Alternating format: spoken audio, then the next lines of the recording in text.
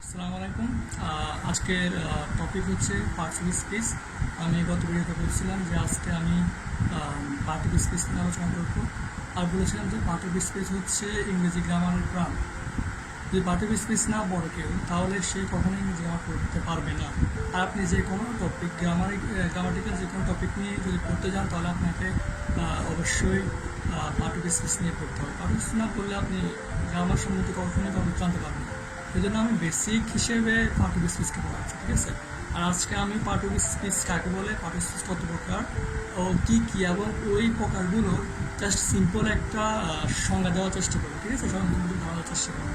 তারপরে আমি ওই পার্ট অফ স্পিচগুলো নিয়ে আলাদা আলাদাভাবে প্রত্যেকটা প্রকার নিয়ে আমি আলাদা আলাদা ভিডিও করবো, যাতে ওই প্রকারগুলোর বিশদ আলোচনা আপনারা বুঝতে পারেন এবং ভালো মতো ওই বিষয়গুলো বুঝতে পারেন, ঠিক আছে? আমরা তাহলে শুরু করি। আজকে হচ্ছে topic number 2, part of speech, ঠিক আছে? পার্ট অফ স্পিচ কী? পার্ট অফ স্পিচ যদি আমরা বানাতে বলি, তাহলে আমরা বলতে পারি যে বক্তব্যের অংশ। বক্তব্যের অংশগুলোকে আমরা পার্টস অফ স্পিচ বলি, বাংলাতে বলে পদ। পার্ট অফ স্পিচ কি? বাক্যের অন্তর্গত প্রত্যেকটি শব্দকে পার্টস অফ স্পিচ বলে। তো এখন ধরুন একটি বাক্যে অনেকগুলা ওয়ার্ড থাকে। নিশ্চয়ই একটা শব্দে কখনো সেন্টেন্স হয় না, আর হলেও সেটা খুব রেয়ার। তো একটা বাক্যে যেমন আমি যদি বলি আমি তোমাকে ভালোবাসি, আমি আমার দেশকে ভালোবাসি, এখানে আমি আমার দেশকে ভালোবাসি, এখানে চারটা ওয়ার্ডের সম্বন্ধে একটা সেন্টেন্স তৈরি হয়েছে। আমি গত ভিডিওতে যেটা বলছিলাম। তো এখানে আমি একটা পার্টস অফ স্পিচ, আমার একটা পার্টস অফ স্পিচ, দেশকে একটি পার্টস অফ স্পিচ এবং ভালোবাসি একটা পার্টস অফ স্পিচ। প্রত্যেকটি শব্দই কিন্তু এক একটি পার্টস অফ স্পিচ, ঠিক আছে? ঠিক একইভাবে আমি যদি ইংলিশে এটা ব্যাখ্যা করতে পারি, the words mention in any sentence are parts of speech. তো হচ্ছে কোনো অর্থাৎ ইংরেজি যদি বলতে চাই, তাহলে যে ওয়ার্ডগুলো কোনো একটি বাক্যে উল্লেখ থাকে, এই প্রত্যেকটি ওয়ার্ডকেই কী বলে? পার্টস অফ স্পিচ বলে, ঠিক আছে? একটা উদাহরণস্বরূপ বলতে পারি যে আই লাভ মাই কান্ট্রি। এখানে আই একটি পার্টস অফ স্পিচ, লাভ একটি পার্টস অফ, মাই একটি পার্টস অফ এবং কান্ট্রি একটি পার্টস অফ স্পিচ, ঠিক আছে? এই প্রত্যেকটি ওয়ার্ডে এক একটি পার্টস অফ স্পিচ গুণ, ঠিক আছে? যেমন আমি যদি আর্ট লিখি, যেমন we go to hospital. Hospital যদি বলি, উই একটা পার্টস অফ, গো একটা পার্টস অফ, টু একটা পার্টস অফ স্পিচ এবং হসপিটাল একটি পার্টস অফ স্পিচ, ঠিক আছে? আমরা যদি উইকে আলাদাভাবে বলতে পারি, তাহলে তখন এটা হবে part of speech. Part of speech. একটা জিনিস খেয়াল রাখতে হবে, যখন একটা সিঙ্গেল ওয়ার্ডকে আমি জিজ্ঞেস করে বলবো যে উইটা কী, তখন আপনি পার্টস অফ স্পিচ বললে হবে না, আপনাকে অবশ্যই পার্ট অফ স্পিচ বলতে হবে, মানে অ্যাস যুক্ত করতে হবে। কারণ উইটা সিঙ্গুলার একটা ওয়ার্ড, তো সিঙ্গুলার একটা ওয়ার্ড মেনশন করতে গিয়ে আপনি যদি একটা প্লুরাল টার্মস ইউজ করেন, তাহলে সেটা হবে না, তাই না? সেজন্য যখন আলাদাভাবে কোনো শব্দকে নির্দিষ্ট করা হবে, তখন অবশ্যই বলতে হবে পার্ট অফ স্পিচ। আর যদি প্রত্যেকটা, যদি আপনাকে বলে যে এই বাক্যের প্রত্যেক শব্দকে বলে, এই বাক্যের প্রত্যেকটি শব্দকে এক কথায় পার্টস অফ স্পিচ বলে, ঠিক আছে? এবার আলোচনা করা যাক পার্টস অফ স্পিচের প্রকারভেদ। বাংলাতে বাংলা ব্যাকরণ অনুযায়ী পদ 5 প্রকার। সেটা হচ্ছে বিশেষ্য, বিশেষণ, সর্বনাম, অব্যয় এবং ক্রিয়া। কিন্তু ইংরেজি গ্রামার যারা লিখেছে, ইংরেজি গ্রামার যারা বানিয়েছেন, তারা মনে হয় একটু বেশি পছন্দ করেন সব কিছু, অথবা ইংরেজি গ্রামারটাকে একটু ভেঙে ভেঙে বলতে পছন্দ করেন। আসলে একটা কথা সত্যি যদি বলতে যায়, তাহলে বলা যায় যে একটা ব্যাকরণ বা একটা ভাষার ব্যাকরণটা যতটা সমৃদ্ধ হবে, সেই ভাষাটা তত বেশি সীমান্ত, ঠিক আছে? এখন আপনারা যদি চিন্তা করেন যে ইংরেজি ভাষায় কেন আন্তর্জাতিক ভাষা হিসেবে স্বীকৃতি দেওয়া হয়েছে, কেন অন্যান্য ভাষাও তো আছে, এবং দেখা যাচ্ছে যে পৃথিবীতে সবথেকে বেশি ভাষাভাষী লোক, যেমন চায়নারা যে ভাষা কথা বলে, মান্দারিন ভাষা, ওই ভাষা কিন্তু সবথেকে বেশি লোক কথা বলে সারা পৃথিবীতে হিসাব করতে গেলে। তাহলে তো ভাষা সংশ্লিষ্টতার দিক থেকে তো চায়নার যে মান্দারিন ভাষাটা আছে, ওটাকে আন্তর্জাতিক ভাষা হিসেবে দেওয়ার কথা, তাই না? কিন্তু দেয়নি কেন? কারণ চায়না যে মান্দারিন ভাষাটা আছে, সেটা সহজে বোঝা যায় না, সহজবোধ্য না, এবং সেটা নির্দিষ্ট কোনো ব্যাকরণ থাকলে সেটা এত বেশি সমৃদ্ধ না যে পাঠক সে সহজে বুঝতে পারবে, সহজে ওই বিষয়টা আয়ত্ত করতে পারবে। ঠিক সেভাবে ইংরেজি ভাষাটা এমন একটা ভাষা যেটার একটা রিচ গ্রামার আছে, একটা সুনামধন্য ইতিহাস আছে, এবং এটা সহজে যে কোনো পাঠক সেটা পড়তে পারে, এবং যারা শিক্ষার্থী সেটা সহজে তারা আয়ত্ত করতে পারে, ঠিক আছে? সেই জন্য ইংরেজি গ্রামারটাকে ওনারা ভেঙে ভেঙে ভেঙে ভেঙে সব কিছু বুঝেছে, যাতে পাঠকের মনে যে কোনো প্রশ্নে আসুক না কেন, যাতে তারা সেই উত্তরটা পায়। ঠিক আছে? তো বাংলাতে পদ 5 প্রকার হলেও গ্রামারে পার্টস অফ স্পিচ 8 প্রকার। সেগুলো হচ্ছে noun, pronoun, verb, adverb, adjective, preposition, conjunction and interjection. ঠিক আছে? আমি যদি বলতে চাই যে নাউন কি, বাংলাতে নাউন হচ্ছে বিশেষ্য। নাউন কি? নাউন হচ্ছে আপনিও নাউন আমিও নাউন। সারা পৃথিবীর যা কিছু আমরা দেখি, যা কিছু আমরা শুনি, সবই না। ঠিক আছে? মোট কথা আল্লাহ তাআলা, মহান আল্লাহ তাআলা যত কিছু সৃষ্টি করেছেন সবই নাউন। কারণ প্রত্যেকটা জিনিসের তাদের নাম আছে, তাই না? গরু, ছাগল, মানুষ যে হয়, রহিম, করিম, জলিল যেই হয় কিনা, সবাই তো আল্লাহ তাআলা সৃষ্টি করে। তো আল্লাহ তাআলা সৃষ্টি প্রত্যেকটা জিনিস হচ্ছে নাউন। ঠিক আছে? এক কথায় আমরা চোখে যা দেখি, কানে যা শুনি, সব কিছু কি নাউন। অর্থাৎ যে কোনো কিছুর নামকে আমরা এক কথায় কী বলতে পারি? নাউন বলতে পারি। ঠিক আছে? আর প্রনাউন আসা যাক। প্রনাউনটা কি? নাউনের একটা পরিপূরক হিসেবে আমরা প্রনাউনকে ব্যবহার করে থাকি। আসলে ইংরেজরা যখন শুরুর দিকে ভাষাটা সৃষ্টি করেছে, দেখছে যে আমি ধরেন একটা প্যারাগ্রাফ লিখতে চাই, আপনাকে বলা হলো যে গরু নিয়ে একটা লেখো। ঠিক আছে? প্যারাগ্রাফ লেখো বা রচনা লেখো। তাহলে আপনি যদি লেখেন যে গরু একটি গৃহপালিত পশু, গরুর 4টি পা আছে, গরু আমাদের দুধ দেয়, গরু ঘাস খায়। ঠিক আছে? গরুর 4টি পা এবং একটি লেজ আছে, গরুর 2টি শিং আছে। এখন বারবার যদি আমরা গরু গরু গরু গরু বলতে থাকি, যে গরুর কথাটা এতবার বলতে গেলে গরু জিনিসটা শুনতে অনেক শ্রুতিকটু লাগে। এখন ইংরেজি এত কষ্ট একটা ভাষা সৃষ্টি করছে, তারা দেখতেছে যে তাদের ভাষাটা শুনতে শ্রুতিকটু লাগতেছে, তবে তো হবে না, তাই না?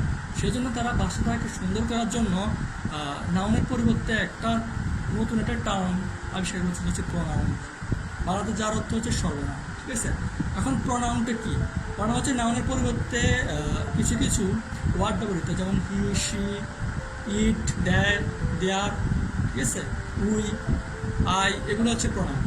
প্রনাউনের নির্দিষ্ট কোনো নাই, নির্দিষ্ট কোনো কী বলে স্বাধীনতা নাই, নির্দিষ্ট কোনো ব্যক্তিত্ব নাই। প্রনাউন হচ্ছে ধরতে গেলে অন্যের কাছ থেকে ধার করে নেওয়া একটি পরনির্ভরশীল ওয়ার্ড, যেগুলো নাউনের উপর নির্ভর করে সেটাকে নাউনের পরজীবী বলা যেতে পারে। ঠিক আছে?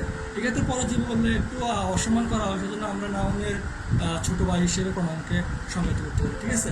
এবার হচ্ছে ভার্ব। ভার্ব কি? ভার্ব হচ্ছে আমরা যা করি সারা পৃথিবীর প্রত্যেকটা কাজ, যে আমি কথা বলতেছি, এটা একটা কাজ। এই যে ভিডিওটা হতেছে, এটা একটা কাজ। এই যে আমরা দাদা কিছু দেখতেছি, এই যে দিন হচ্ছে, রাত হচ্ছে, এটা একটা কাজ। এই যে সূর্য আমাদের আলো দিচ্ছে, এটা সূর্যের একটা কাজ। ঠিক আছে? আপনারা আমার কথা শুনতেছেন, আপনারা আমার ভিডিও দেখতেছেন, এটা আপনাদের একটা কাজ। সুতরাং পৃথিবীর যাবতীয় যত কাজ সম্মিলিত সব কাজ হচ্ছে ভার্ব। ঠিক আছে? ভার্বের বাংলা অর্থ হচ্ছে ক্রিয়া। আর একটা জিনিস হচ্ছে ইংরেজি ভাষা বা আপনি একটা কথা বলতে গেলে ইংরেজি সেন্টেন্সের প্রাণ হচ্ছে ভার্ব। আপনি নাউন ছাড়া, প্রোনাউন ছাড়া, নাউন, প্রোনাউন, ভার্ব, অন্যান্য যে কোনো পার্সোনাল ছাড়া আপনি কী করতে পারেন? একটা সেন্টেন্স লিখতে পারেন। সেন্টেন্স লিখতে যে কোনো পার্সোনাল ছাড়া একটা সেন্টেন্স লিখতে পারেন, কিন্তু একটা ভার্ব ছাড়া আপনি কোনো সেন্টেন্সই কোনোভাবে কী বলে তৈরি করতে পারবেন না। যদি আমি বলতে যাই, দেখেন যে ডু একটা ওয়ার্ড না, একইভাবে ডু কিন্তু একটা সেন্টেন্স হতে পারে। যারা আপনি একটা মানুষকে যদি বলেন যে ডু মানে করো, যে কোনো একটা কাজ করতে বলেছেন, ঠিক আছে, হয়তো বা এই বাক্যে কিছু আকাঙ্ক্ষা থেকে যায় যে ব্যক্তি আসলে কী চাইতেছে, কিন্তু বাক্যটা কিন্তু সম্পূর্ণভাবে অর্থ প্রকাশ করে।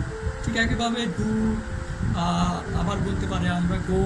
ঠিক আছে? বিশেষ করে ইম্পারেটিভ সেন্টেন্সগুলোকে আমরা শুধুমাত্র একটি বার দ্বারা প্রকাশ করতে পারি। সুতরাং বার হচ্ছে এমন একটি জিনিস যে নিজের স্বাধীন। ঠিক আছে? আর এরপর আমি যে কথাটা সেটা হচ্ছে অ্যাডভার্ব। আসলে এখন তোমরা সবাই কলেজ লাইফে আসো, তো কলেজের যে জিনিসটা সব থেকে বেশি বলা এর ভিতরে দেখা যায় সেটা হচ্ছে রিলেশনশিপ, প্রেম, লাভ। ঠিক আছে? এগুলো এখন আমি যদি বলতে চাই যে বারবার অ্যাডভার্বের কী সম্পর্ক, বারবার অ্যাডভার্বের সম্পর্ক হচ্ছে প্রেমের সম্পর্ক। বুঝছো? ভার্ব হচ্ছে অ্যাডভার্ব হচ্ছে বার্বের গার্লফ্রেন্ড। সত্যি গার্লফ্রেন্ড। বার্ব অ্যাডভার্ব কখনো বার্ব ছাড়া সঙ্গে করতে পারো। তুমি দেখো যে বার্ব অ্যাডভার্ব, এখানে বার্ব তো আছে আর সামনে একটা অ্যাড যুক্ত হয়েছে। যেরকম মহান আল্লাহ তাআলা সর্বপ্রথমে আদম আলাইহিসসালামকে সৃষ্টি করেছেন না, তারপরে দেখতেছেন যে আদম আলাইহিসসালামের মন খারাপ হয়ে থাকে, উনি মন মনে করে থাকেন ওনার একজন সঙ্গী দরকার। তখন আদম আলাইহিসসালামের বা পাশের বুকে পাঁজর দিয়ে তিনি হাওয়া আলাইহিসসালামকে সৃষ্টি করেছেন, ঠিক পরিপূরক হিসেবে সৃষ্টি করেছেন। ঠিক একইভাবে বার্বটাকেও অ্যাডভার্বটাকেও তৎকালীন ব্যাকরণবিদরা বার্ব থেকে সৃষ্টি করেছেন, যাতে বার্বের কাজটা আর সুন্দরভাবে হয়, বারও সুন্দরভাবে সম্প্রসারিত হতে পারে। ঠিক আছে, তো সুতরাং বার্বের সম্প্রসারণের জন্যই অ্যাডভার্ব তৈরি হয়েছে। তো অ্যাডভার্বকে আমরা বাংলাতে বলা হচ্ছে ক্রিয়া বিশেষণ। যদিও পদের পদ 5 প্রকারের ভিতরে ক্রিয়া বিশেষণ নয়, এর ভিতরে আছে, কিন্তু এখন আমি বাংলা ব্যাকরণ তর্ক হচ্ছে না, ইংরেজি হিসেবে বাংলা হচ্ছে অ্যাডভার্ব মানে হচ্ছে ক্রিয়া বিশেষণ। ঠিক আছে, এখন অ্যাডভার্বকে বোঝাতে গেলে আমাকে আগে অ্যাডজেক্টিভকে বোঝাতে হবে। ঠিক আছে, এখন আমি একটু একই বললাম যে বার্ব আর অ্যাডভার্ব হচ্ছে গার্লফ্রেন্ড। ঠিক একইভাবে নাউন প্রোনাউন এই দুটাকে যদি আমরা একই ব্যক্তি ধরি, তাহলে নাউন প্রোনাউনের গার্লফ্রেন্ড হচ্ছে অ্যাডজেক্টিভ।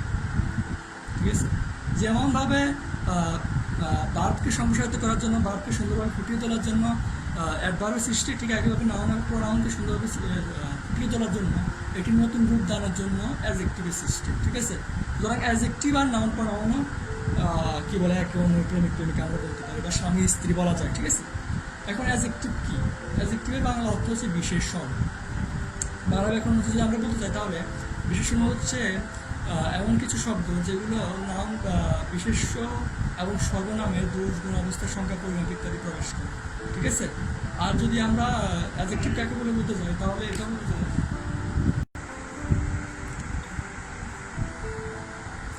হ্যাঁ যেটা বলতেছিলাম যে অ্যাডজেক্টিভ হচ্ছে নাউন এবং প্রোনাউনের গার্লফ্রেন্ড। ঠিক আছে, অ্যাডজেক্টিভ মূলত নাউন এবং প্রোনাউনের জন্য সৃষ্টি করা হয়েছে। ঠিক আছে, অ্যাডজেক্টিভ হচ্ছে বিশেষণ, আর বিশেষণের বাংলা সংজ্ঞা হচ্ছে নাউন এবং প্রোনাউন বা বিশেষ্য সর্বনামের দোষ, গুণ, অবস্থা, সংখ্যা, পরিমাপ ইত্যাদি যে শব্দগুলো করে সেগুলোকে আমরা বিশেষণ বা অ্যাডজেক্টিভ হিসেবে সংজ্ঞায়িত করতে পারি।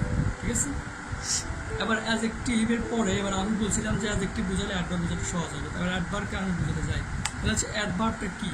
অ্যাডভার্ব হচ্ছে বার্বের গার্লফ্রেন্ড। ঠিক আছে, অ্যাডজেক্টিভ যেরকম নাউন এবং প্রোনাউনকে মডিফাই করে, অর্থাৎ বিশেষায়িত করে, একটা বিশেষ রূপ দান করে, ঠিক একইভাবে অ্যাডভার্ব বার্বকে মডিফাই করে। ঠিক আছে, এখন আমরা এক কথা বলতে পারি যে adjective modify noun and pronoun and adverb modifies verb. ঠিক আছে, তাহলে বোঝা যায় যে অ্যাডভার্বের সাথে বার্বের সম্পর্ক আর নাউন এবং প্রোনাউনের সাথে অ্যাডজেক্টিভ সম্পর্ক। ঠিক আছে, আচ্ছা এবার আসা যাক প্রেপোজিশন কি।